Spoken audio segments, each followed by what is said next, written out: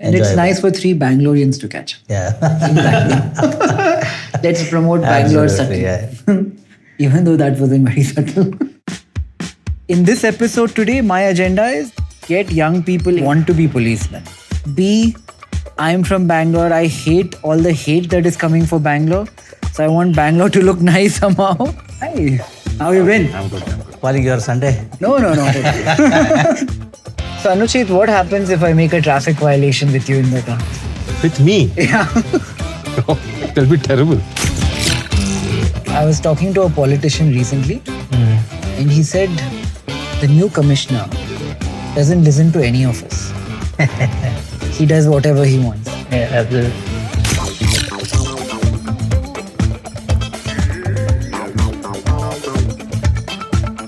Wherever I go and tell good things about Bangalore, people tell me traffic. What is the problem? What is the solution? Flyovers do not solve traffic problems. Yeah?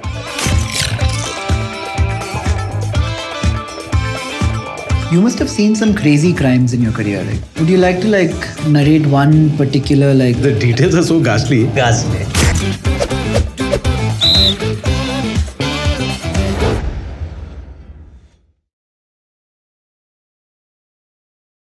On? Hi. Hi. How are you? How are you? Good. Hi. How you been? I'm good. Welcome. Hi. Just spoiling your Sunday. No, not at all. For us, it doesn't matter much. No, you because don't get a anyway, holiday on Sunday? Generally, we work on Sundays also. At least one session, come to office, catch up with the old work, whatever pending work is there. Half a day goes in that. We're going somewhere now, no? We'll go to the command center and then we'll show you around our command. This is basically my chamber. That's all, Nice. nothing much here, except for the messed up office table and all that. So it remains like that. Whatever you do, it accumulates.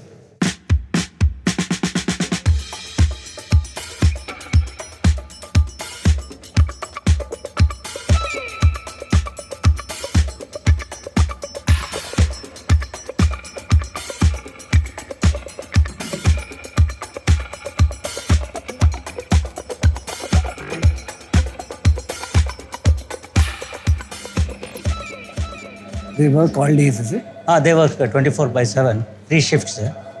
They are basically outsourced. It's an outsourced agency which takes the calls. And generally our response time has been around 8 minutes. That is the patrol vehicle, after the information is sent to them, the time they take to reach the spot. Is this And like a then- competition between different cities? Is Bangalore 8 minutes a good time? It's a very good time. Even internationally also, it's a very good time. Right. Extremely good time. And then our overall response time, the moment the caller makes the call here to the Hoysala reaching is around 10 minutes. And different type of calls and all that. Every day we get about 8,000, 9,000 calls, out of which nearly about 1,400 are active calls, in the sense where we have to send the Hoysala.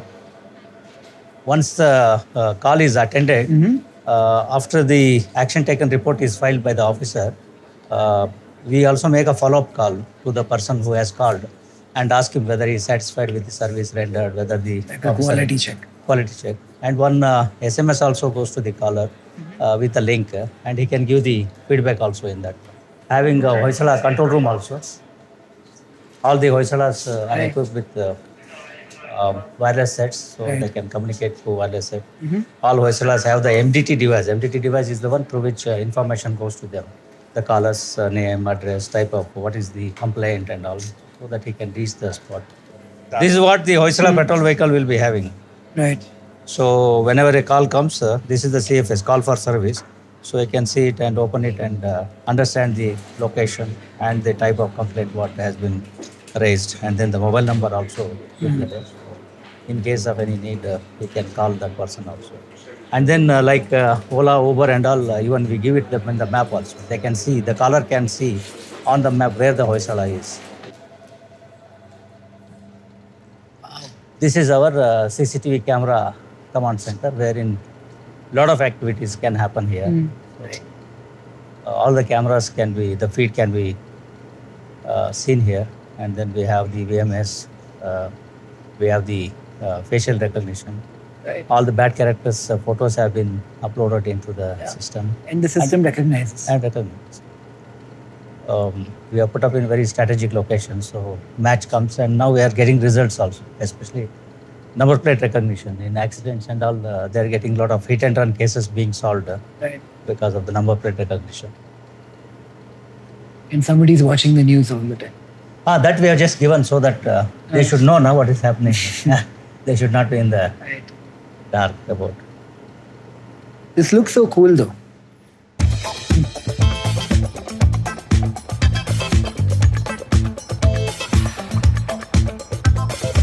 Oh wow. We ride every Sunday. We ride. Today morning also we had gone. Nice. You can just be seated. Yeah. I'll just change and come. Yeah. Anucheth, you can. So those medals, Yeah. the different colors are different medals, is it? Yeah, these are 4 medals. 1, 2, 3, 4. But why put it as one versus different? So each medal has its own design, Yeah. particular design. So this is called a ribbon basically. Okay. So actually, so this is on our working uniform, we wear just the ribbon. Okay. On the our first dress, what is called, or the ceremonial dress, we wear the actual medals. So the medal is hung like this, along with the ribbon and the actual medal. And how round does in the shape. ceremonial dress look? It's the same thing Huh. with a cross belt. It's called a Sam Brown belt. Why Sam Brown, right? So they'll go into the history of uniform. So basically, there was a British officer by name Sam Brown. Mm-hmm. He created a belt which the sling comes like this and attaches here, Right. and the sword can be kept here. Stars are the Stars ranks? are the ranks here. So this is a DIG rank. Right. So it's an insignia for the Right. to indicate the rank of the police. And what is the hierarchy in police from down to up? Because I don't know. Oh yeah. So the highest rank would be the head of police force. Right. In Karnataka, it's the Director General and Inspector General of Police. Right. Below that would be additional DGP. Okay. Below that would be the IGP. Below that is DIGP, Deputy Okay. Inspector General of Police. Below that is Superintendent of Police, Right. Deputy Superintendent of Police, as well as the Assistant Superintendent of Police. So Right. IPS officers, when they join, they become Assistant Superintendent of Police, and after 4 years of service, they get promoted to the SP rank. Right. Below DYSP is the Inspector. Right. And where do the ACP, DCP and all come? Yeah, so DCP is the post of SP in a city, in a commissionerate. Right. So if you join the police... There are 4 levels to join police. You can join at the highest level would be the IPS level. So you Right. join as the Assistant Superintendent of Police. Right. There's another level, the Karnataka Public Service Commission, which you join at the DYSP level. Right. Right. They eventually get promoted and become the IPS cadre as well Right. after certain years of service. Even without having written IPS? No, without. And how do they join like that? Yeah, so there is a percentage of posts reserved for officers who have joined at the DYSP level through the KPSC examination. Right. Yeah, but there's a minimum qualifying service that they need to have.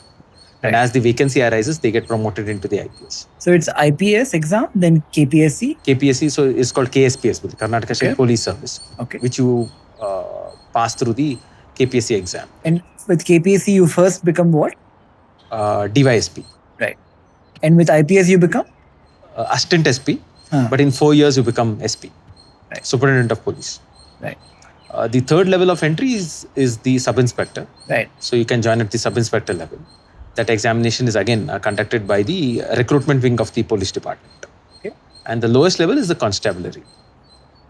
You join at the constabulary level. Again, the exam is conducted at the district level Right. or the unit level, what we call it. Right. They constitute a majority of the police force, about 83%. Right. And the IPS officers would be like under 5%? So our cadre strength in Karnataka is about 220. Yeah. That's So, it? Yes. Right. That's the max cadre strength. So each state has a fixed cadre strength of how many IPS officers it can be. Put to a deputation for. Black coffee or No, sir, I'm good. Would you like to have?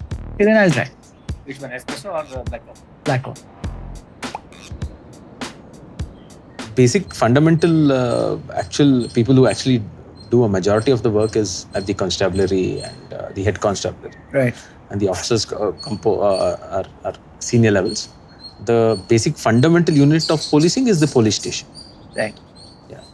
So the number of IPS officers is fixed for each state. It's about 200, 250. Like UP would have more, obviously, Right. because it's a bigger state. Right. As compared to Karnataka. You can go on deputation to central organizations, like you can join the CBI.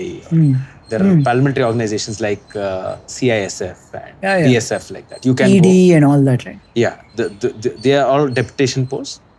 You can go to a state, but with the concurrence of the that concerned state as well as the approval of the central government.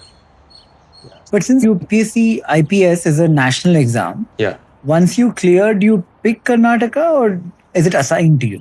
There's a basically cadre allocation system which is in place. So you give a choice. So it has been divided into multiple zones. In each zone, there's a particular state. Right. So you have to give your choice of zone and the state. Right. Depending on your rank, Right. the better your rank, the better your chance of getting what you want. Right. Yeah. So it's not a given that you'll get this particular thing. Of course, if you your ranking is good, then you'll get probably the cadre of your choice. So the entire this thing has been divided into cadres. So Karnataka generally along the state lines, but there are cadres which are joint cadres as well. Right. And there's this Agmut cadre, which is basically all the union territories and like that. Right. And is there a preference? Like most people want to be in a certain area? Not really. I don't think so. No? I don't think so. Generally, it has been like it's also a perception kind of a thing where you feel like okay, you don't work there. Right. So generally, what happens is people would like to choose their home cadre because of naturally the affiliation towards your home state. But otherwise, you would like to have somebody work in a place which is next to your state. Right. But there are people who would like to work in some areas which are generally. Right. You have dogs? Yeah, I used to. We used to have a lab. Yeah. I didn't expect him to have a Shih Tzu. It doesn't go with the bike. You're not having? No, I'm not.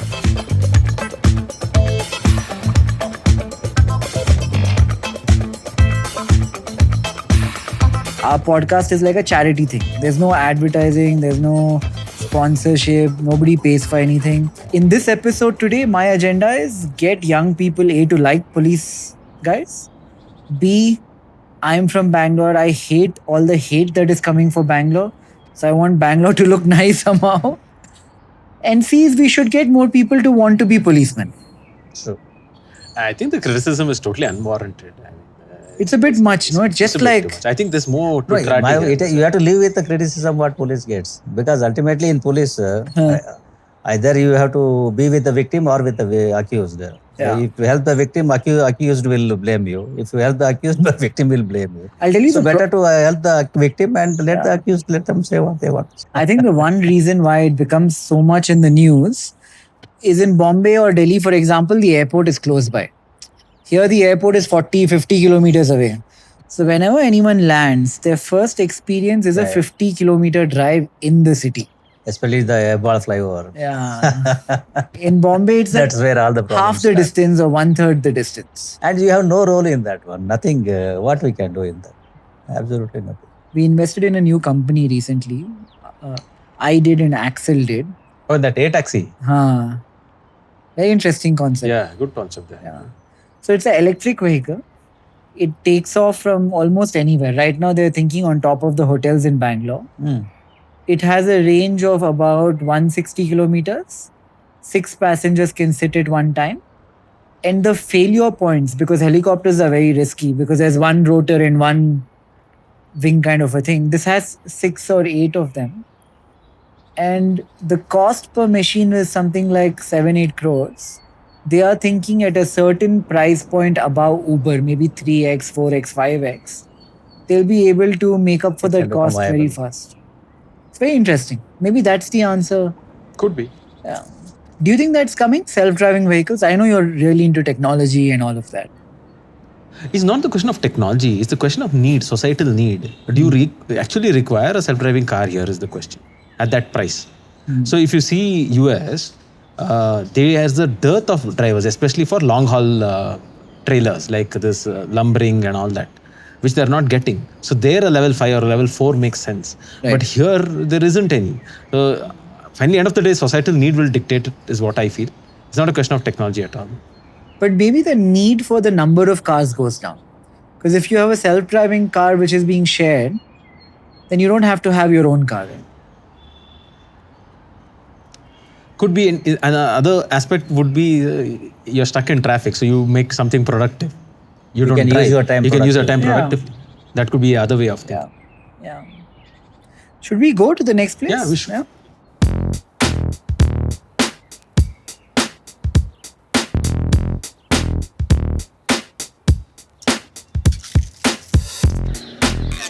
Yeah.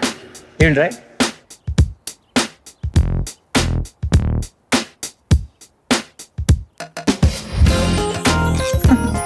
You're comfortable. Don't fall off. You'll tell me the way, na? Yeah. So Anucheth, what happens if I make a traffic violation with you in the car? With me? Yeah.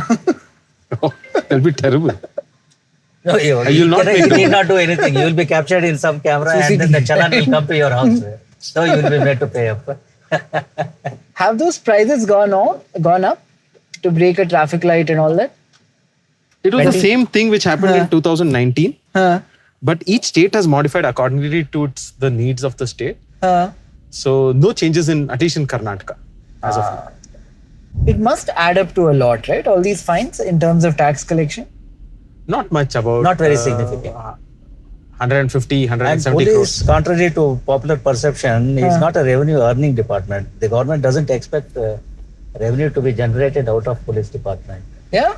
The fine what we collect is more for deterrent effect. Basically, it should pinch the person so that he is discouraged from violating the traffic rules and regulations. That's So, sir, 20 years ago, I used to work in a call center called 24/7. So, funnily enough, this used to be my office. Oh. Embassy icon. The building looks exactly the same. So, I've seen this road from then. Okay.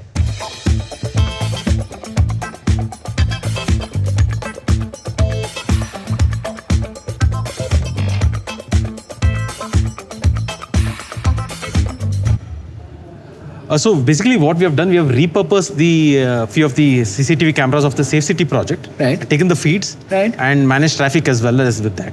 So this is basically we have repurposed about 1,500 cameras. Right. So we basically monitor important corridors in Bangalore. This is the physical monitoring happening. This is a platform called Astram that we're using. It's basically actionable intelligence for sustainable traffic management. It collates data from multiple sources, Right. like our CCTV feeds from mobility operators, map services, and our staff on the ground. So anything which affects traffic, like a vehicle off-road accident, tree fall, water logging, procession, rally, anything, it's uploaded here. Right. We take some insights as to what could be the traffic in next 30, 60 minutes, where it's going to affect, and then take remedial measures. One thing it does do is it automatically transmits this data to map services, to mobility aggregators. For example, if you have been using Google or Maple recently, you'll be finding that an accident is here, especially in Right. Bangalore. Right. All that is generated here and pushed back. So it helps their algorithm as well. And secondly, it helps any user also to make an informed decision, whether he would like to take that route or this thing. And it also, we can give a certainty of time from point A to point B, How rather much than more what is time, less estimated. time. Yeah. So this, we are able to monitor accidents, we're able to monitor violations, we're able to monitor the corridor speeds, corridor congestion length, Right. and other things. Congestion length, Aki. So we basically monitor 21 corridors in Bangalore, totaling a length of about 3,500 kilometers. This is like the day-wide distribution of congestion length. So basically this helps us monitor what is the congestion across a period of 24 hours, what it was compared to the last Sunday, what it is compared to yesterday, and for a particular time. So this is basically a big data platform using bit of AI. Right. And now we are using this data to feed into our digital twin, which is being developed. I'll just show you a rudimentary form of it later. Right. That is the AI-based signals that we are using. ಸ್ವಲ್ಪ zoom out ಮಾಡಿ. Basically, this uses AI at the junction. It uses computer vision, understands what's the traffic load in each arm of the junction. Right. What has a higher traffic load, that is given a preference. Right. And there's a basic minimum and maximum cycle time. Right. So this helps us optimize the signal timing at each junction. Right. So if there's no vehicle at that junction, Right. ideally no timing should be given for that junction. Right. Right. So we give that. This is implemented in 165 junctions of Bangalore city. We have seen a tremendous reduction in the waiting time, maybe up 17 to 22%, which is perceptible. Secondly, from operational point of view, the amount of men deployed for each junction has reduced. And our manual signaling has come down from about 40% to 5% now. So right now we can see, this is RV Road Teachers College. Right. So from Lalbagh West Gate is on right now. Right. And from 4th Main Jayanagar it's on. The human form is for pedestrian signal timing, and you can see how much time has been allocated there. So this is live. And if you want to do priority signaling here, we can do priority signaling across corridors. So these traffic signals, are they based on a preset time, or is it based on the amount of cars waiting at that time? These junctions on the amount of cars waiting at that time. And you measure the number of cars by GPS? Through computer Camera. vision. Cameras. Both at the junction, cameras basically. CCTV feeds. AI cameras. And at the mid block of the junction to understand what's the queue length. So the algorithm works there to understand how much time should be given for each junction. So And the it time also works allocated on there, historical data also. Right? Yes. It has the historical data also. last 3 months data also it takes. And you can change the time live. It's a dynamic thing. It's extremely dynamic. Right. The system learns on its own. So actual machine learning is happening. Right. Right. And the one on the right, we have basically bottom screen is the drones that we are using. We are having 10 drones. So during peak hours, we fly these drones Right. to understand how's the traffic movement across important corridors. Like the elevated corridor to the airport is an important corridor for us. Right. So that helps us, gives us a line of sight kind of perception into how's the traffic flowing. Right. You can understand the grid basically. Because many a times congestion is somewhere. Right. The reason is somewhere, but congestion is elsewhere. Right. So here we can make out what is the reason. Maybe vehicle breakdown is there. BMTC bus has broken down. Right. So we can understand that, and accordingly we can Right. decide further course of action. Right. Very interesting. And the people working down are Our Policeman. staff. Right. There are some staff from the vendors as well. Right. At the signaling and all that. Right. And we have the control room below this. Right. We use digital communication. That's the fastest and best way of communicating because it's a broadcast system. So Right. if I want to broadcast that a vehicle is moving, let's say an ambulance is going from one hospital to the other, it is Especially broadcast. ambulance priority, they do very well. If ambulance is going, if they inform us which hospital and all, they clear it. We have fast. this thing called ePath as well. So any ambulance who wishes priority can just say start and destination and seek. Just press OK. So we get to know and we track it here and we give clearance. Every day about 22 ambulances. You are asking what will happen if you break the this thing, na? So that's where you will know how the camera captures the violation and sends the challan. Tell me this, all these politicians are always breaking the signals. Do they get challans? Yeah, they do. Yeah? They do. They keep paying? They have to because the driver has because it Everybody goes home, pays. Ah. Yeah, and the policy here is that nothing will be changed unless there is a wrongly raised challan, which is extremely rare now. Right. So this is the Smart Enforcement Center. So here we have basically two tools. The primary tool is this ITMS system. This ITMS is basically stands for Intelligent Traffic Enforcement Management System. These are basically AI-based cameras which are at important junctions, which detect 7 types of violations. Right. And like not wearing a seat belt, not wearing a helmet, and the violation is automatically raised. We have human validators here who are validating the accuracy of that challan that is raised. Like Once randomly? No, each and every one we check. Yeah? So it helps with machine learning, right? How many challans are generated per day? About 30,000 violations are generated, about 20,000 are challaned. Right. Photo evidence, this thing goes. Right. The So challan we goes take with the 4 photo kind of evidence. photos and we get one is of the number plate as well.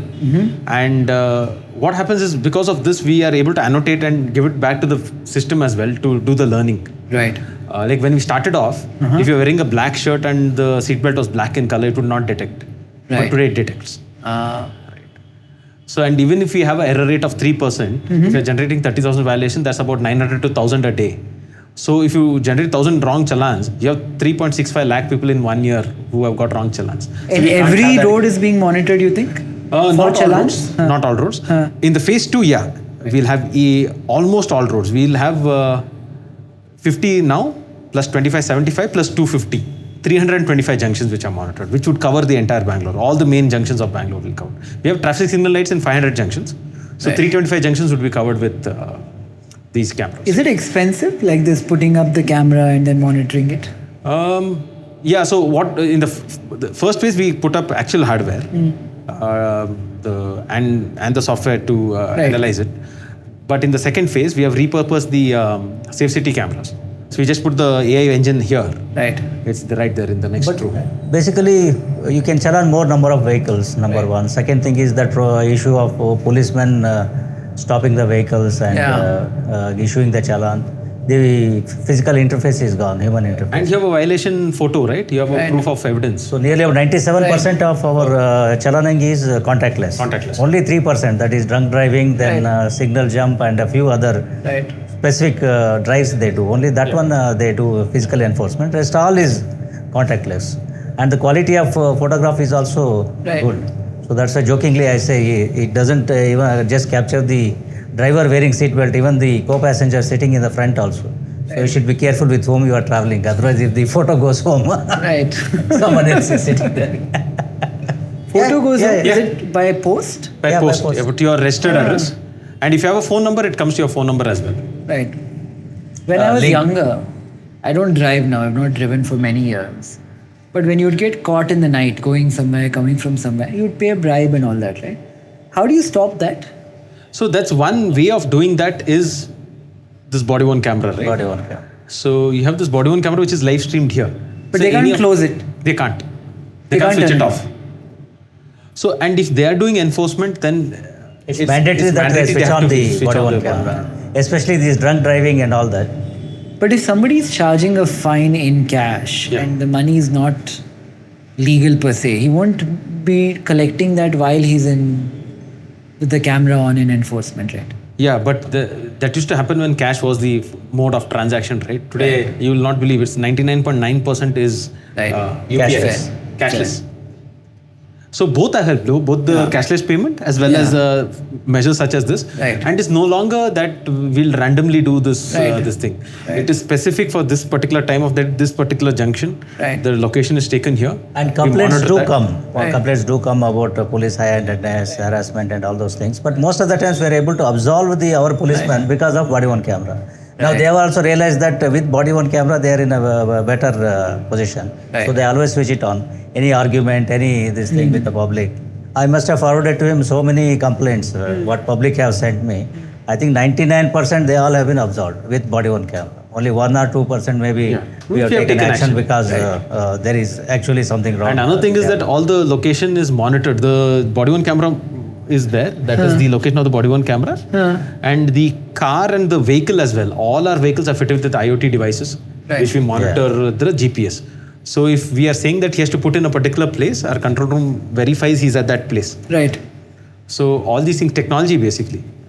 Makes sense. Plus they are geofenced also. Our policemen, they are geofenced to those junctions. If he leaves that junction, again they get an alert here. Right. And he has to explain for what purpose he left the junction.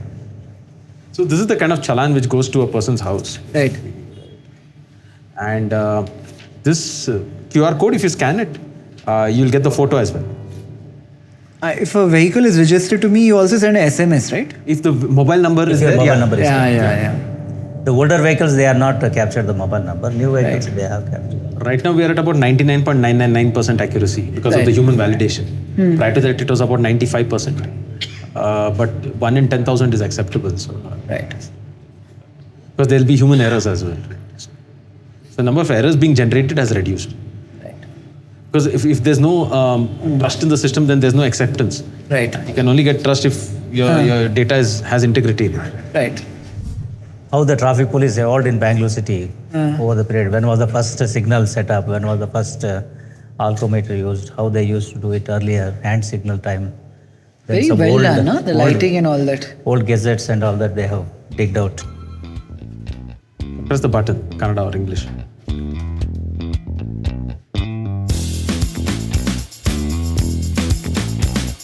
put in Bangalore city near town hall. I think. Just have go and know.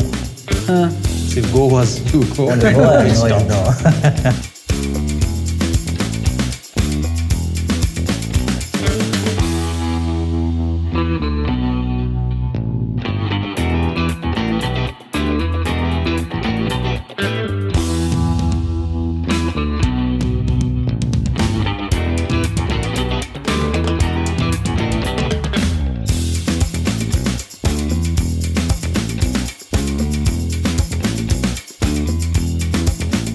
You should change. Let's go in the car.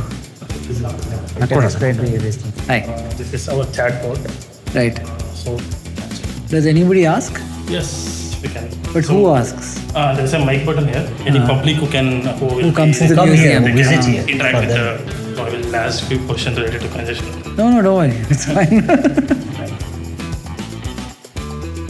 No, you can say it on camera. No, Why do you like the police so much? Why do you work with them so much? it's just so nice to work with them because no one sees them as they are, right? So for me, when Was there a case long back that you're trying to solve still? No. It's just nice. Sometimes you feel like Batman, maybe. Really? Yeah. No, that's about it.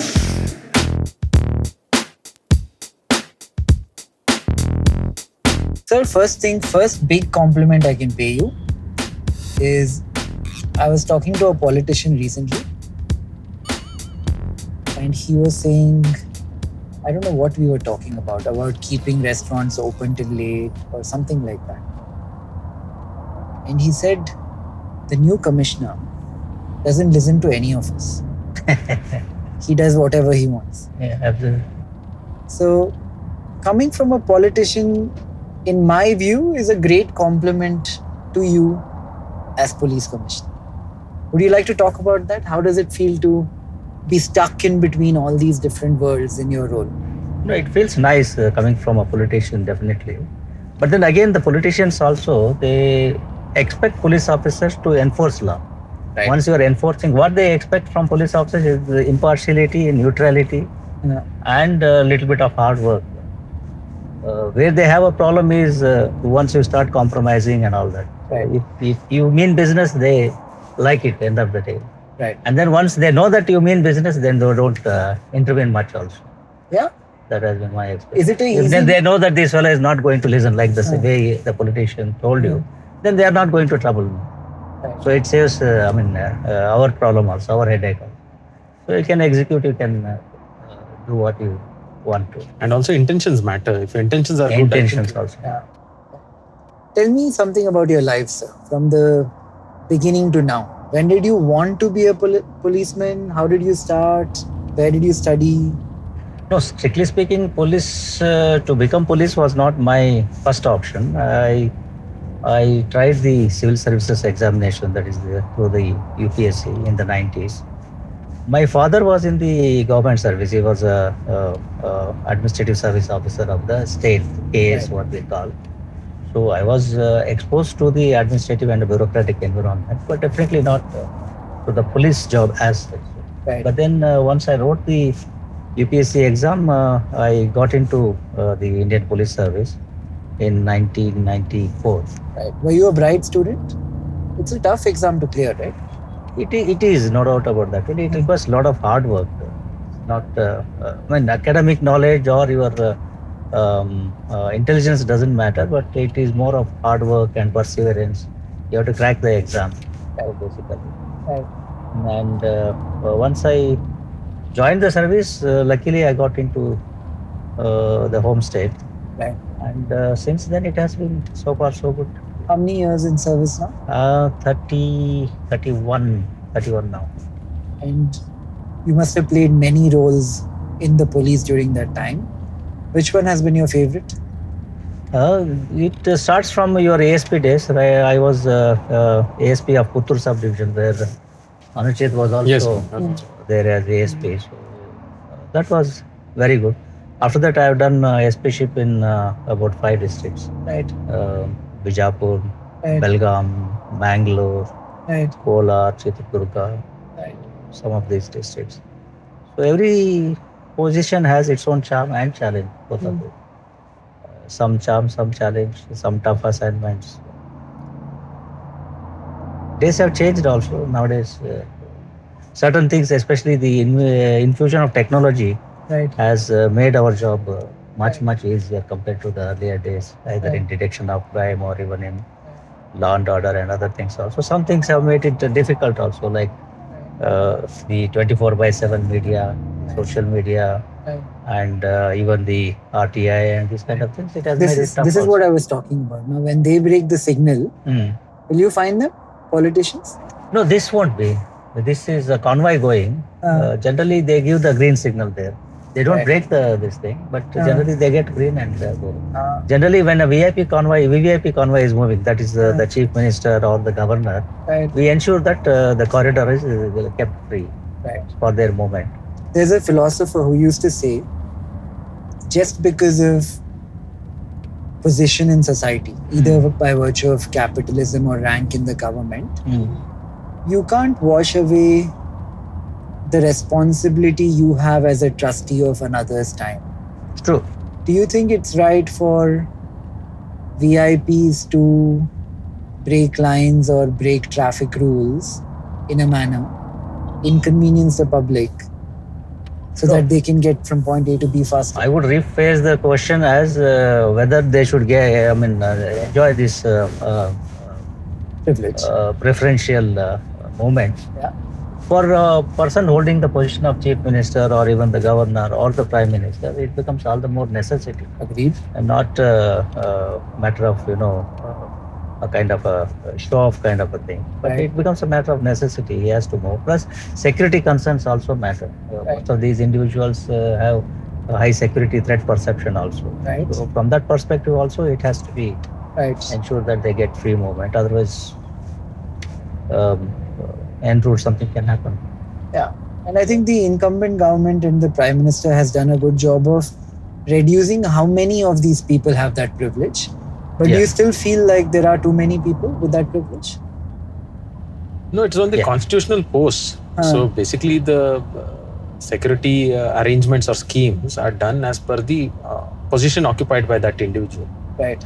So depending on that, I think even in Bangalore, it's not that everybody gets that preferential treatment. It's just that there are that many number of positions in our government which require that kind of a security scheme, which requires priority signaling or preferential signaling. But you would prefer that lesser people have it? Yeah. The lesser the better. Because it's less inconvenient. And now because of these adaptive signals and all that what Chet was explaining, now the human intervention is less there. Earlier all these signals used to be having manual control. That is, the traffic man there, whenever he sees any red light vehicle going, he can turn the signal to green and all that. But now that has been reduced. So most of the times they are running on VAC, that's vehicle actuated control. Only when an ambulance is going or some this type of a convoy is moving, at that time we turn it to the manual mode. Otherwise, majority of the, what is the percentage? You must be having the percentage. 5%, sir. So 5% of the times it's on manual. Otherwise, 95% of in times 24 it's hours. In 24 hours. It's So that's a vehicle good actuated. Right. So if I'll ask this to both of you, if I am 20 years old and considering what my profession should be when I grow up, can you talk about the life of a policeman, not just from the theory lens, but maybe the family lens, your position in society, the financial lens? What are the reasons why I should be a policeman first? Why is it a good choice for me? Being a policeman, number one, pride in wearing the uniform. That is generally many people prefer that one. And second thing, in terms of financial, it is reasonably good compared to the other government jobs also. As Anucheth has explained, at the constable level, at the sub-inspector level, and then we have the DSP level. Then the IPS also is there. At constable level, now it is becoming very, competitive, mainly because none of the government departments are hiring. It's only the police and education and health. These are the main sectors which are hiring. Most of the other departments are going for outsourced Right. model. I'm assuming most of the people watching this will be thinking, can I clear UPSC and join? Are the odds of clearing UPSC so low? I know Anucheth cleared in the second attempt. It's very tough. Now it has become very complicated and extremely competitive compared about 10 to our lakh people days. write it every. Now about 10 lakh people apply, about 5 to 6 lakh people write, Right. out of which about 14,000 get qualified for the main examination. From that it filters down to 3,000 for the interview, and hardly about 850 to 1,000 get selected. So IPS would be about 150 out of 150 out of that. But is it worth the effort then? Like if I have at 20 to dedicate 2-3 years to study and then take the exam and all of that? See, it depends on what you are looking at from the job perspective. Nowadays people have a lot of options, especially in the private sector and other things. Right. But then the police job or the IPS job or the UPSC job, number one, it gives job security, and other things are definitely there. What is the psychological element that made you want to take the UPSC? Even if you wanted to be IAS first, but then picked IPS, why did you spend so much time? I picked IPS mainly because I got the home state also. So being in home state has its own advantage, is number one. Second thing is the status, the prestige attached to the Is it power? to the post. It is definitely, power is there. Right. Social status is there. But Right. more importantly, in if you take from the police perspective, police department is the only department where you can provide instant justice to the people. In all other departments, you will either be pushing files or even you move some proposal. By the time it gets materialized, it takes a lot of time, long time. The gestation period is very long. But here, you can provide instant justice to the people who come to you for some help and assistance or something like that. Something wrong has happened to him. He comes to you and then you solve their problem. Not even from the lens of what you can do after becoming a policeman, but just wanting to be a policeman. Power I can see evidently. Financially, I am assuming the amount of effort required to clear UPSC, if you put in an equivalent effort in other things, you would probably end up making more money in those careers, I can argue. So what else is there? What is the job security mainly? Otherwise, in other jobs, especially in the private sector, you have the risk, hire and fire policy. That job security, sir, was a big thing 20 years ago when there was a lack of jobs. In today's world where all these young people are doing 3-4 jobs at one time, they like the transient nature of being able to move. I don't know how much appeal it has anymore. No, in the urban district it is like that, but in the hinterland it is, even now it is the job security which the government jobs provide. Right. And also, like, if you're actually looking for a job which is challenging and which is not constant on a day-to-day basis, right? Every day is a new day. No day is same. Yesterday it ends at yesterday. Today is a new day and it's completely challenging, and with changes, and the things that you do on a day-to-day basis is varied, right? If you're looking for something like that, then this is a very good job to be in. Variety. So variety of this thing. So if it's not mundane, it's not a desk job that you go to. Maybe in corporate sector, I don't know, but you may burn out faster than one. Right. And also the kind of opportunities you get, right? To work in various fields, it's extremely diverse. It gives you a good platform. Right. Very fact that we are doing this with you, right? Is another aspect of this job. Right. Hadn't we been IPS officers, we wouldn't be here. Anucheth, would you like to say something about your background? Like, I know you, but for the audience, like, you went from engineering to corporate role to then becoming police. Yeah, so I have a basic engineering degree and I got into a VLSI job. I was working in Delhi for some time. And what is a VLSI job? I was working for a company which basically does chip designing, the VLSI design and testing, right. And I always wanted to become a civil servant. My father was in the services, so similar to sir, I was also motivated through that aspect. My father was an IPS officer in this same state, so it was always in the back of my mind. So in fact, I went to Delhi to prepare for this services, and it also happened that I got a job, So both went hand in hand, but I had to quit the job because I couldn't concentrate on the exam, because the exam is quite a grueling examination. So I had to leave that, and I joined in my second attempt. I joined the services.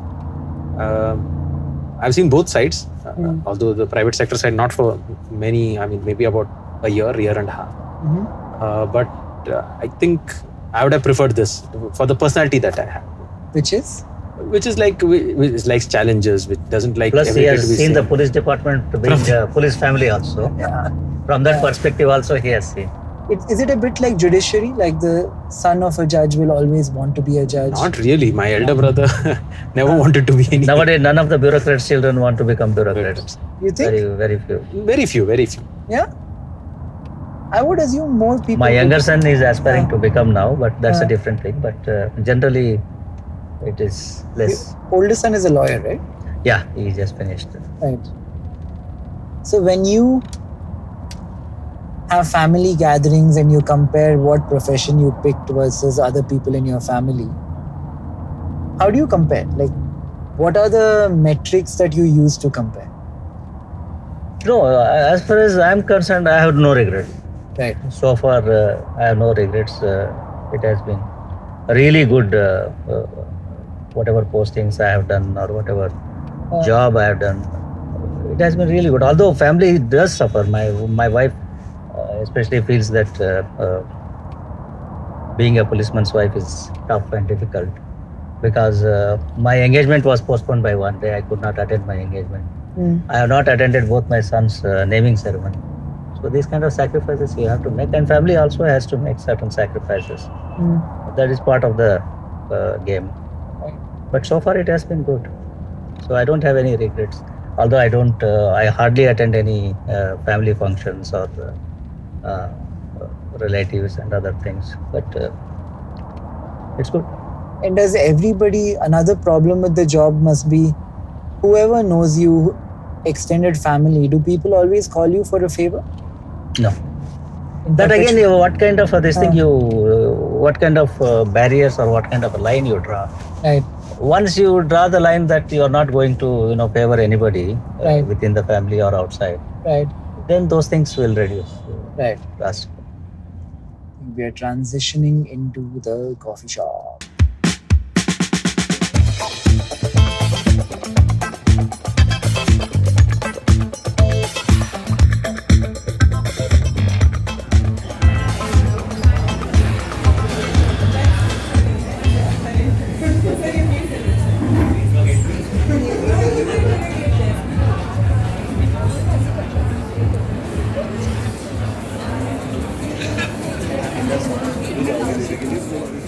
Jokingly, it is said in police department, police officers know how their sons grow is like this, horizontal. Because when they go to work, the children will be sleeping. When they come home in the night, also children will be sleeping. So their growth, they visualize like this. Jokingly, it is said. So I have quite a few. And also when a policeman retires, it is the wife also retires with him or the spouse, as the case may be. Meaning? Means like it's for her also it's like, or him also it's like the same. Generally, it becomes kind of she takes the load. In my case, my kids have grown more with the mother than the kind of a single parent kind of situation happens. So I'll tell you in my house, right? My father was a bank manager in Canara Bank. He was in Canara Bank from his first job to the last job for 40 years. Right.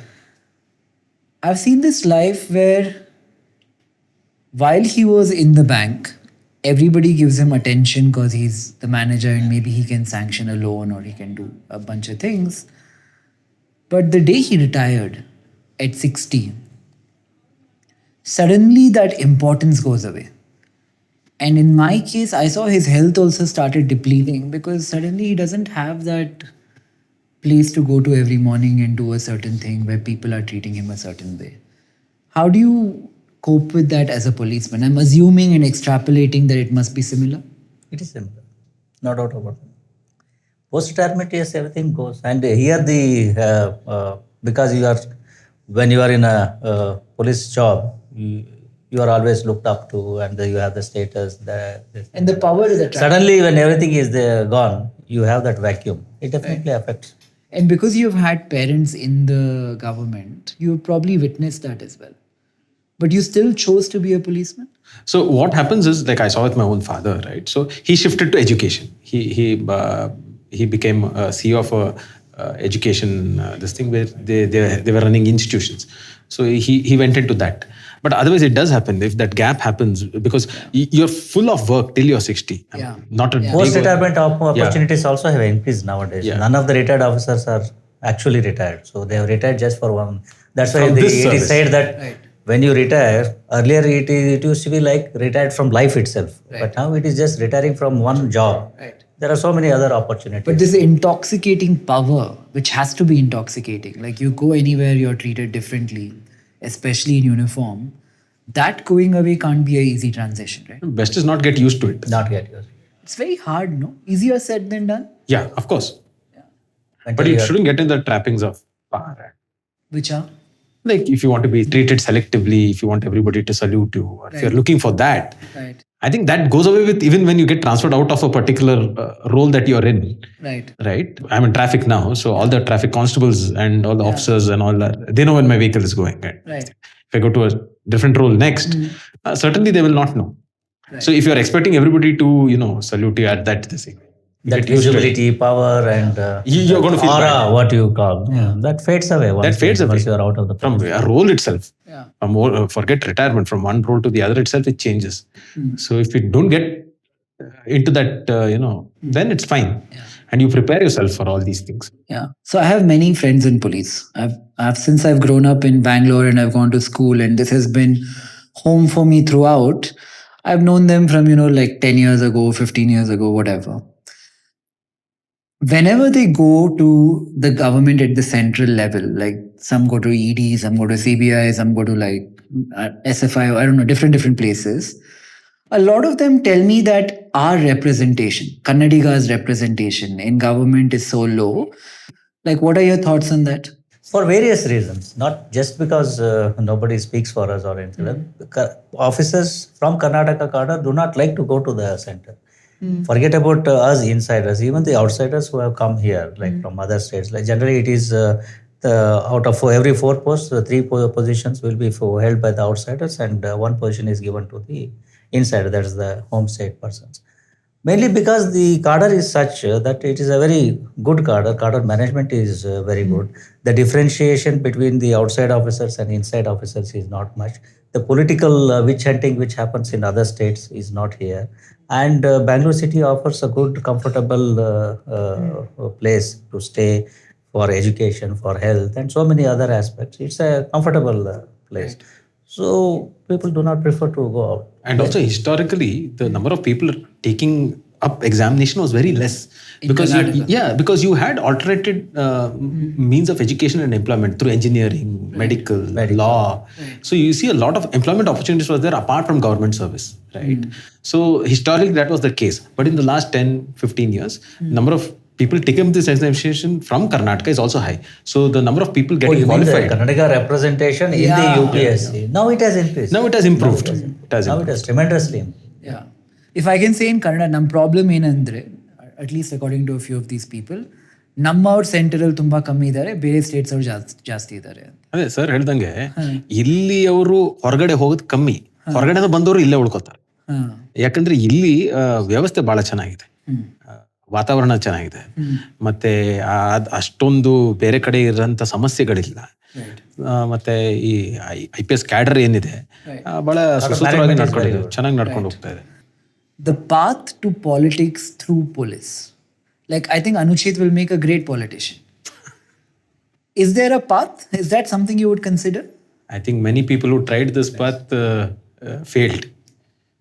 Few succeeded. None of the IPS officers or All India service officers who have joined politics after retirement have been successful. Why? Very few. Why is that? Because your perception of the society is different compared to a politician. He struggles hard. He builds his this thing image in the society. Grassroots, no? Comes from the grassroots. He goes and shouts slogans on the roads. Goes with the people. He has to live with the people, understand their problems. Go to the police station. Go to the SR's office. Solve their problems, and then shout at officers and all those things. They have to live with the people. People is their oxygen. Unlike us, we are more used to the positional authority, positional comforts and all those things. Now, post-retirement, you can't mix with the people the way the politician mixes with them and understands them.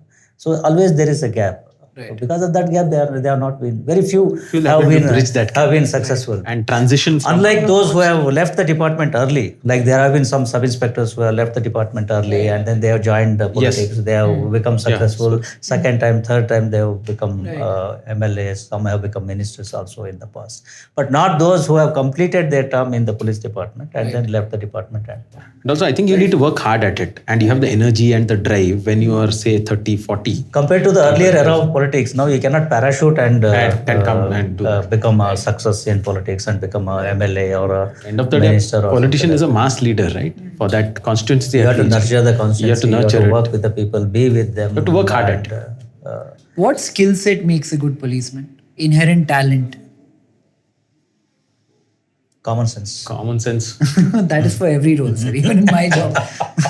It's very uncommon. More so in police department. Very uncommon. Yeah, that's also There's a good saying, right? There's a common sense is a common thing, commonly lacking in people.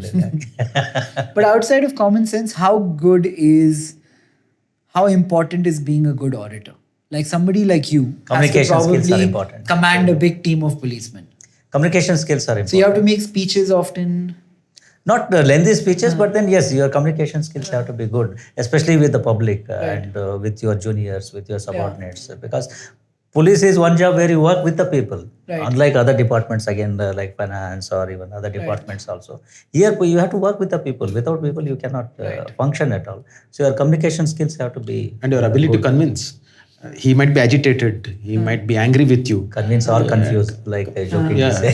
Who are you talking about? The criminal or the No, somebody who is people, common complaining a crime? Even a person who say he's agitating for some this thing, he's protesting for some this thing. You have to be in a position to convince them and say that okay, these are things which we. See, for him, his problem is important. He may not be understanding the legal aspect of it.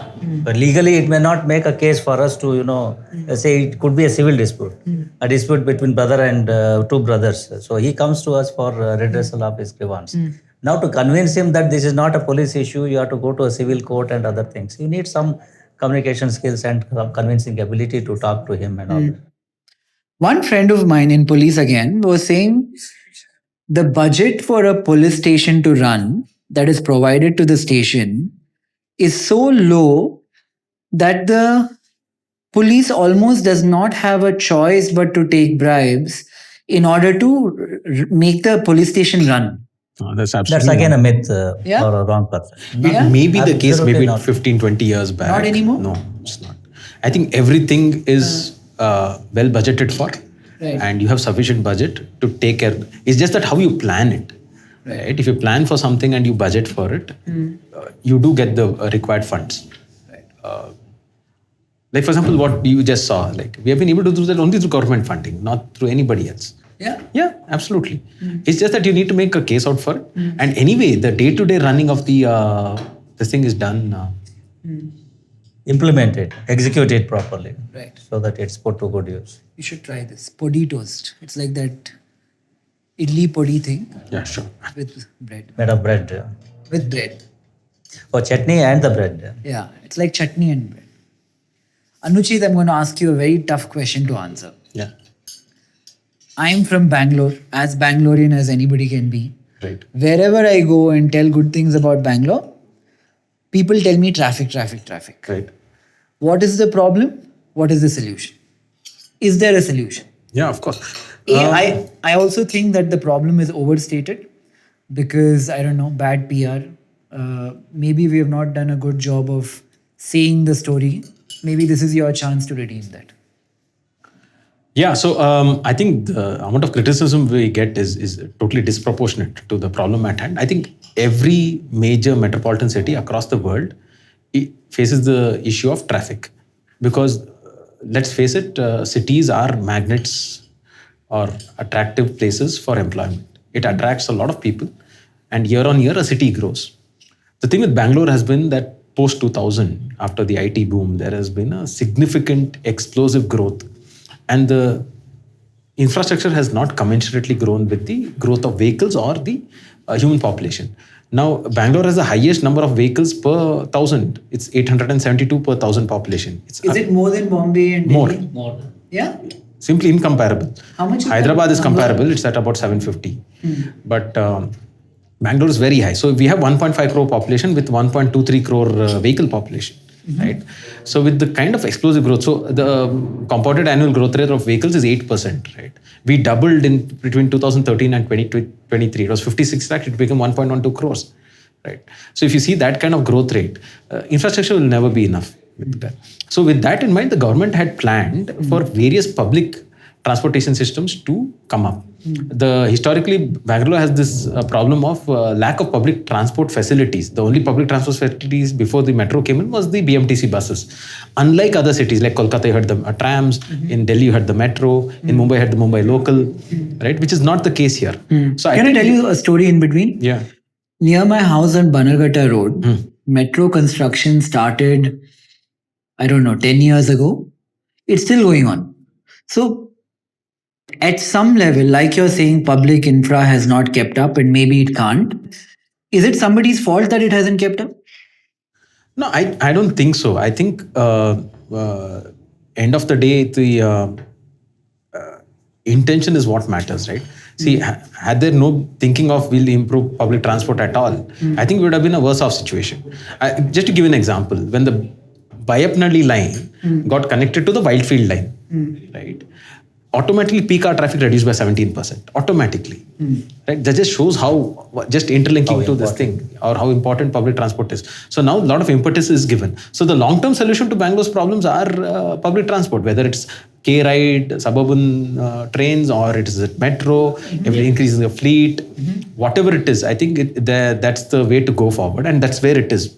It is just that the implementation has taken some time. But when it comes in, you will definitely see a change. Like for example, when the Outer Ring Road line opens for metro, not only will the metro be available, even the carriage space where the metro work is going on, which has reduced because of the metro work, would not be there. I mean, you'd get the full entire 10 lane available to you. Right. So I think it would improve. Right. I think that's the way to go. And in the short term measures like implementation of AI-based signals, technology implementation of or leveraging technology, some short-term works, civil works, also like junction redesign, some bit of traffic engineering, which is being done on a day-to-day basis. Like when we go to the West in different countries or China and all that, there are many places where we go, there's no potholes only. And then when you come back home and you see so many potholes, they have the same density of population, if not more in many cases. One has to wonder, why is it better there than here? And what can change? See, outside of young people seriously considering wanting to be a policeman on this, which is what I hope we can accomplish, even if we can suggest 2 or 3 things to the government, you know more than most people know about roads and traffic and all of that. What can be changed?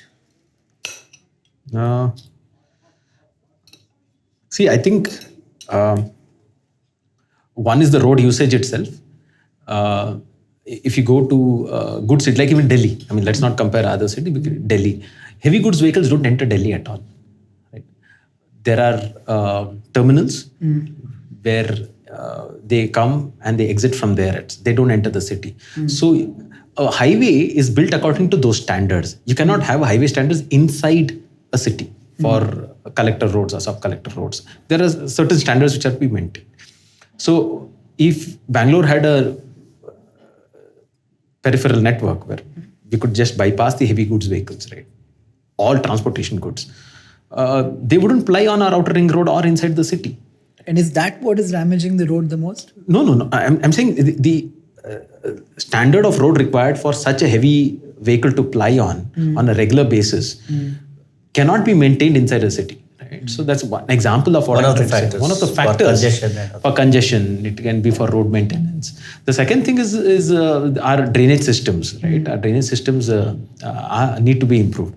It is being done now. Right. Waterlogging becomes a major problem, major hurdle for traffic management, especially during rainy season. Right. So that needs to improve definitely. So you're saying there are so many of these issues that you guys don't have control over, but you take the blame of? Yeah, traffic, that is the problem. Yeah. Traffic management. Traffic police has a very minimal role in that one. Otherwise, most of the things fall in the realm of other departments. Right. They have to work with. That's why coordination becomes a major task of head of traffic police, whoever is there.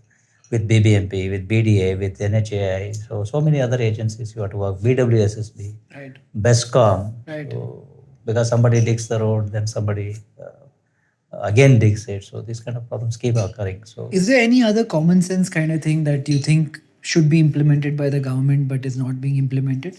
Not just in traffic, it could be in crime, any other department. What can the government change which will make policing better? in traffic management, yes, traffic management is the public transport which needs to be given more focus, more stress. It should happen More faster important. also, right? I don't know.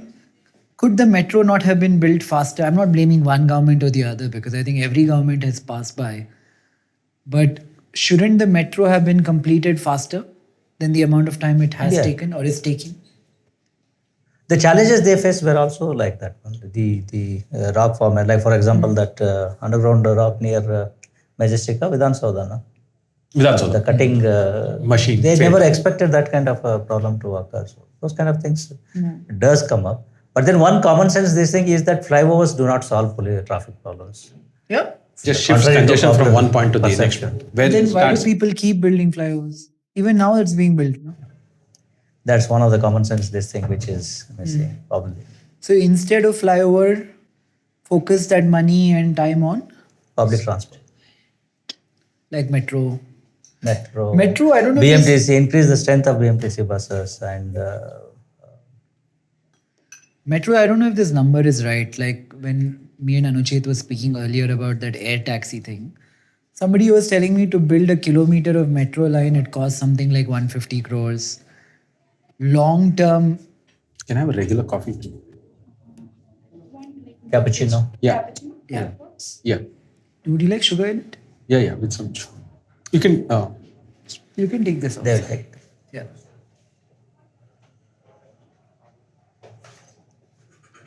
You can try the avocado toast also. Yeah, I'll try this. The food is nice here. Looks good. So I'll tell you the agenda for places like this, right? I have a fund. So we pick niche Indian brands. Like Indian, when I say clothing, there's a brand called 1111. So we are trying to create an Promote that. ecosystem of all these Indian first brands and say, don't buy LV Gucci, buy Indian Yeah. in every capacity.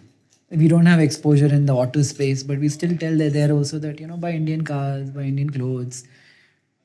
Eat it But more. is it happening or difficult? It's happening to some extent. Because these Gucci and all that become fashion statements. No?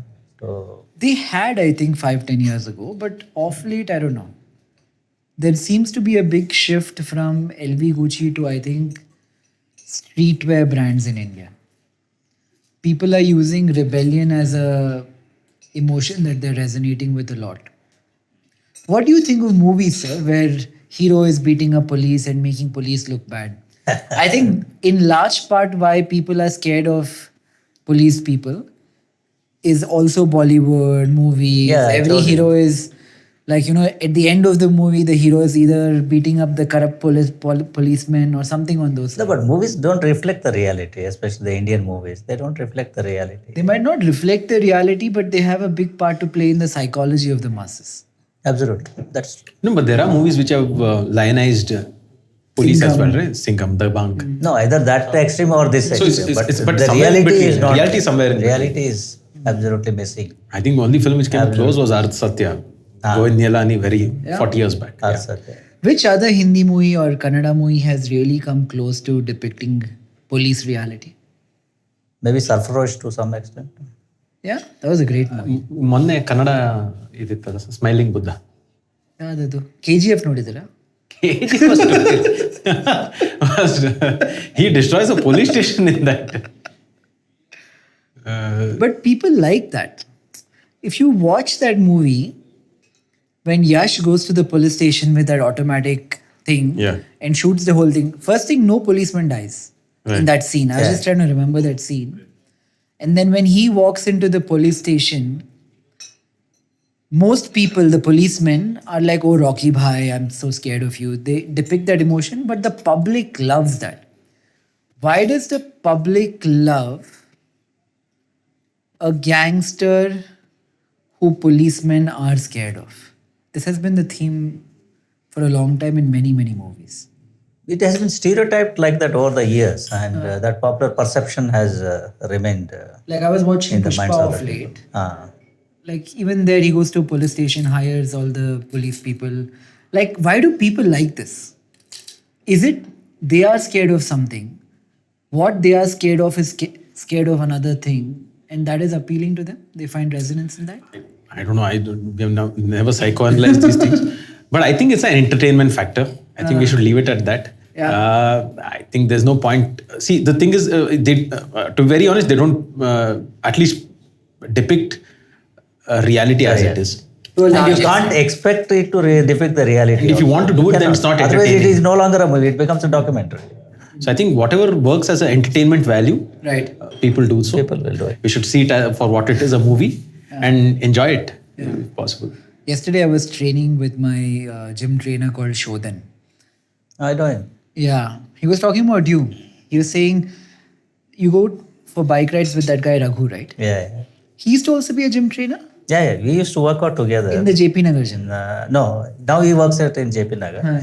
We used to work out in Indra Nagar, Gold Gym and Pounds and all that. So yesterday morning, we were both working out together. He was talking about you and he was saying how you go for bike rides. Tell us where that love for bikes came from. Love for bikes is a newfound passion, but of course, based on being a Bangalorean, like we were talking about traffic and all those things. Bangalore is a city of two-wheelers. So nearly about 75? 72, sir. 72% of the vehicles in Bangalore city are two-wheelers. So as I said, I have grown up with number one, dogs, and second thing is bikes. So bikes has been my passion during college days also. Even when I was in the districts, I always used to keep one or two bikes at home. Of course, police bikes only, maybe Bullet or RD350. In Belgaum, I had kept RD350, and then I had a Bullet and all that. So that has continued like this. Nowadays, biking has also picked up in Bangalore city. So where do you It's ride a big to? time craze. Where do you ride to? We go for short rides. We can't go for long overnight rides and all that. Generally, we go for short rides, Nandi maybe Hills? breakfast rides. We have been to Nandi Hills. We have been to all popular spots in and around Bangalore. Today, we went to Kannadiga Dam, Magdi. So I used to go for bike rides in Bangalore, again 10 years ago. I have one bike I ever bought. I bought it 14, 15 years ago. I still have it. But you're both very unlike police people. Going for bike rides, going to toilet, like chilling. Very like, I want to like get this image of a policeman from this reality into the camera so other people can see as well. How do we do that? You'll have to talk about some. again, the point is you can't stereotype police to be in a particular way. Different people, different police officers have their own passion, their own pastime hobbies and other things. Some are interested in literature, some are interested in music, some are interested in many other things in their pastime. Now I'm doing biking. Earlier I used to do cycling. So it keeps changing also. But then you need some activity also to be with your own friends and all that. And also, like I said, like, and it's not that police officers are any different. They all come from the same society, and they're not fallen from the sky or something like that, right? Yeah, you can just take this. But still, everybody is scared of police, you know? Like walking into a police station for most people is a very scary experience. Not any longer, in my opinion. That's again another stereotype of police which people have. But I don't see any people are really scared of people nowadays in the present scenario. At least in a city like Bangalore. Maybe in a rural setup, we may think that it could be a possibility. But then in a city like Bangalore, I don't think people know their rights. People know their what is law, what is expected of police. Bangalore police has a very quirky social media presence. I think it's very good. Who's behind that project? Who did it? Who's handling those accounts? It has evolved over the years. So we started with Twitter and all those things, then moved to Facebook. Now we have moved to Instagram and YouTube. We started live streaming many of our events like press conferences, public contact programs. So basically we are trying to be present on all social media channels. The idea is to, again, communicate with the people, convey what we want to convey to them directly rather than depending on the mainstream media or the electronic media. Convey directly to the people, and it always helps. That trust, what he was talking about, you can build that kind of a trust with the people if your presence is. Any message, sir, to the youth who's considering a role in police, a job in police? A job in police, like I have already said, is in terms of job security or in terms of even the societal status, prestige, and other things. Barring those things also, like I said, it is a job where you can provide instant justice to the people whenever they come to you with some problem, some difficulty. Instant justice can have a very wrong connotation as well. Not the vigilante kind of justice. It is instant justice in the sense quick relief. It is possible only with the police department, and you can earn immense goodwill of the people if you work for the people, work with the people and solve their problems. Is it like a very tightly knit community? All policemen are friends with other policemen? Yeah, fraternity is strong. Fraternity, it depends on the, like, there's the IPS fraternity. Officers you work with generally, if you have worked with for some time, then you do become... We say once a cop, always a cop. So Once a cop, always a cop? You mean between policemen, you say? between worldwide also, you just go and identify yourself as a cop, maybe in UK or other things. The policeman there immediately connects with you. Yeah. That's always there. I have been on a UN peacekeeping mission. I was in Kosovo for about a year or so. So there were 48 country police agencies represented there. So generally the bonding and the gelling which happens is very quick. You must have seen some crazy crimes in your career, right? Yeah. Like some... Crimes are always, ghastly, brutal. Would you like to narrate one particular gist of one thing? Like scale has to be crazy. Something that really surprised you. better not discuss. There. The details are so ghastly. Ghastly. There are which affect us also. Like, I mean, you would have seen many things, but some do affect us also. So let us not discuss those things. It's better not. What is the problem in Bangalore, crime-wise? Crime-wise, like I said, nowadays we are moving from conventional crimes to the economic crimes, financial crimes, cyber crimes. That has been the trend nowadays. The conventional crimes are coming down, like maybe the property offences, the chain snatchings, the mobile snatching, these kind of things. So now we are having nearly about 20-25% of our crimes are cyber crimes now. Maybe in the coming days, in certain divisions, it has already crossed 40-45%, like Whitefield Division and Southeast Division. About 40% of the crimes are cyber crimes. Like? So, like the various Phishing stuff or? Phishing, basically the cyber frauds, the digital arrest thing. Then earlier we had this FedEx courier fraud, then investment fraud, that is stock brokerage, these things. So they use various means to defraud the people. And these criminals are in Bangalore or from outside? Most of the times outside. Because cyber crimes are unlike conventional crimes, where you have to go to the spot and then take the risk of physically being there and then attempting and all that. These are faceless, borderless, anonymous crimes. And this anonymity is the thing which makes other people, to believe them more. Right. Like when we are sitting in a physical world, I can gauge you, I can understand you based on your voice, based on your body language and other things. But then somebody will start talking to you or develops a communication through WhatsApp or Telegram and then says that this talk is good, this talk is bad. And I so basically you should just not reply to unsolicited absolutely stuff. I don't know, there's this issue of anonymity making you feel more relaxed. Like if you meet some stranger on the road, you wouldn't give your birthday to him, right? Yeah. But why do you do that online? I would have assumed the opposite is true. But it isn't, right? Yeah. Yeah. Because most of the frauds are done through social engineering only. Yeah, I think absolutely. maybe because people think date of birth is not so important. What can anybody do with your date of birth kind of thing? Like for me, my date of birth will be public. Anybody can just Google it. No, I'm just saying that the fact is that you feel more comfortable sharing to a stranger online than physically. You generally lower your guard in the cyber world. I think so, yeah. Generally. I think cyber hygiene needs to be taught in schools because today, like even the way you put your privacy status, right, on whatever social media you're on, I think everybody generally makes their life, public, which might give a opportunity for a cyber criminal to misuse that. What are 5 tips, cybercrime, that you can give?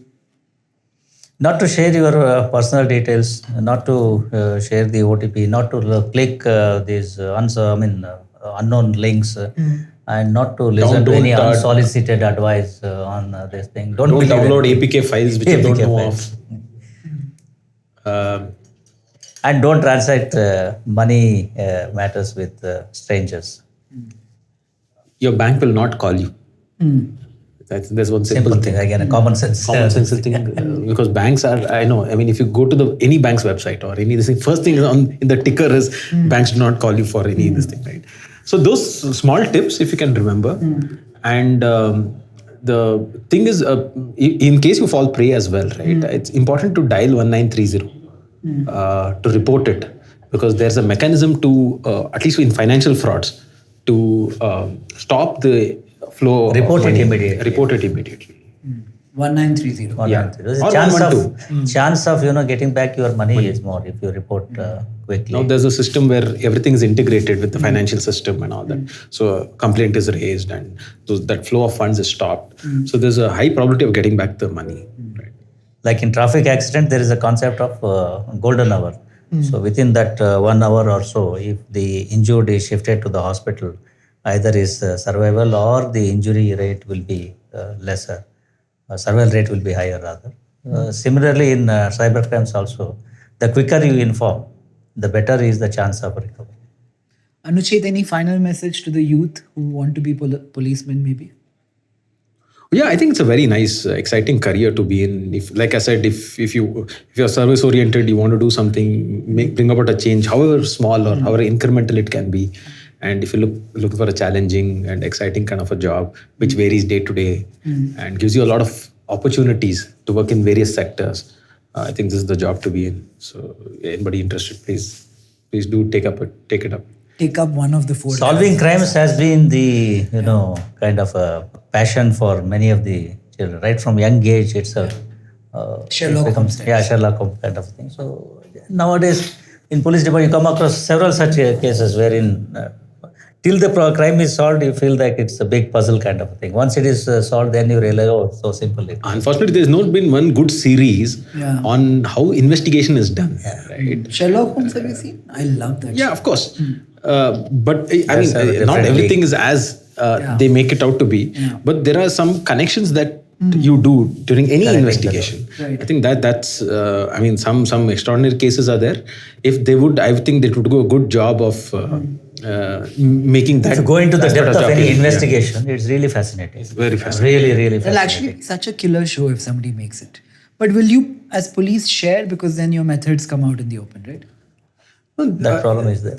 It is there, but I think at least the nuances of investigation or the soft skills required to do that, and the methodologies employed. That's all the more reason that youngsters should join the department and know how fascinating it is. Because you'll not get it in public domain. How does it feel to hold a gun and be in uniform? Very personally. Whenever I see a policeman, I've never had a gun. So I feel how do I know how it feels? Wearing that uniform, having a gun, feeling powerful, even when you're walking down a road. It must feel different. When you wear uniform, forget about the gun. Gun is just one aspect of it. But when you wear a uniform, your gait changes. You are more confident.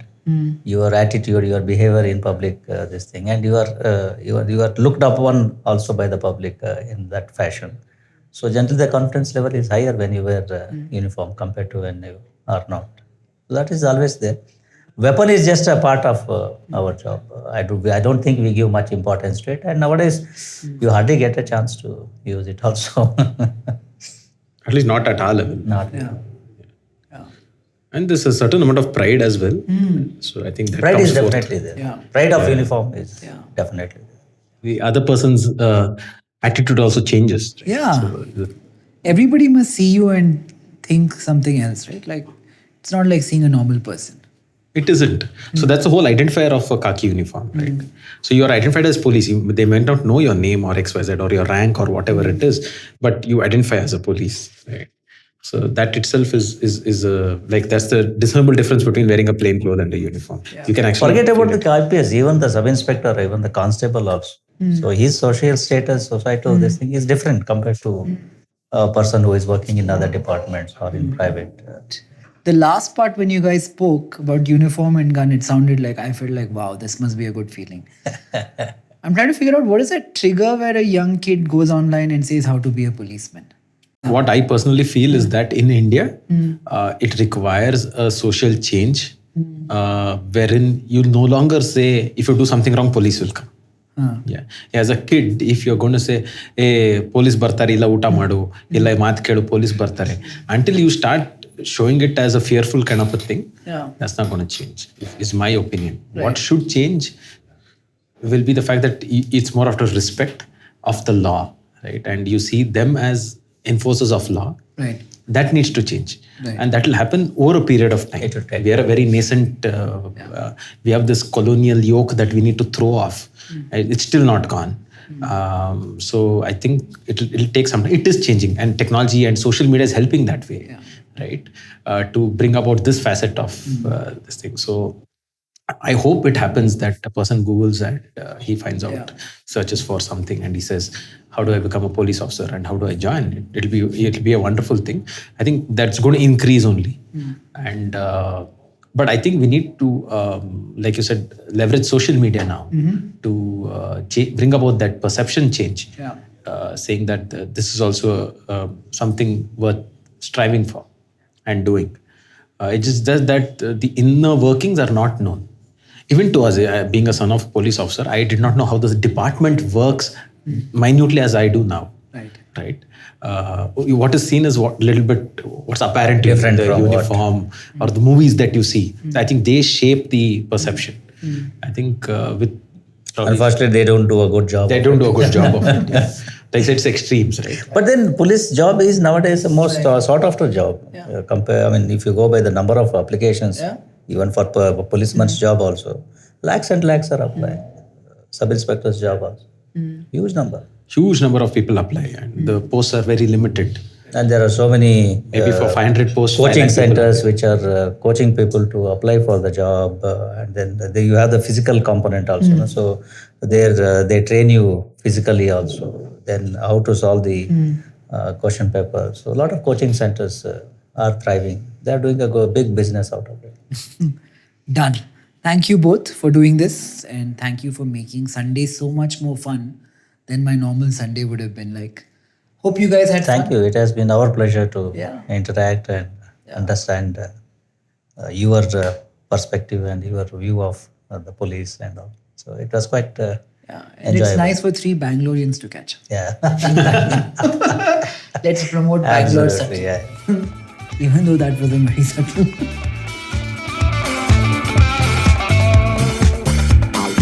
It was fun, right? Sir, to won't eat. Yeah. Very It was chilled a out. nice conversation. It was yummy. It's again podi covered. Body covered. Yeah.